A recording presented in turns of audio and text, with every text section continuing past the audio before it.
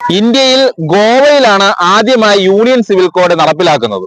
Portuguese civil code 1867 പ്രകാരം ഗോവയിലെ ഓരോ വ്യക്തികൾക്കും മറ്റ് ഇന്ത്യൻ സംസ്ഥാനങ്ങളെ അപേക്ഷിച്ച് മതത്തിന്റെ അടിസ്ഥാനമില്ലാതെ വിവാഹം, ദത്തെടുക്കൽ, കുടുംബ സ്വത്തവകാശങ്ങൾ, വിവാഹമോചനം ഇവയ്ക്കെല്ലാം ഒരേ നിയമമാണുള്ളത്.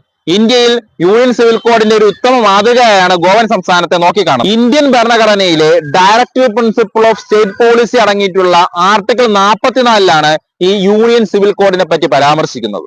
ഈ ആർട്ടിക്കിൾ പ്രകാരം ഇന്ത്യയിലെ ഓരോ സംസ്ഥാനങ്ങളും അവരവരുടെ പൗരന്മാർക്ക് ഒരേപോലെയുള്ള നിയമങ്ങൾ നടപ്പിലാക്കാൻ ശ്രമിക്കണമെന്നാണ് പറയുന്നത്. എന്നാൽ ഈ ആർട്ടിക്കിളിൽ തന്നെ ഇത് ഒരു സംസ്ഥാനത്തിന്റെയും നിയമപരമായുള്ള ബാധ്യതയല്ല എന്ന് കൂടെ പറഞ്ഞു വെക്കുന്നുണ്ട്.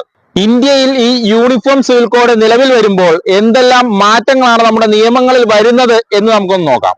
നിലവിൽ ഇന്ത്യയിൽ വിവാഹ നിയമങ്ങൾ ഓരോ മതത്തിനും ഓരോന്നാണ്. ഹിന്ദുവിന്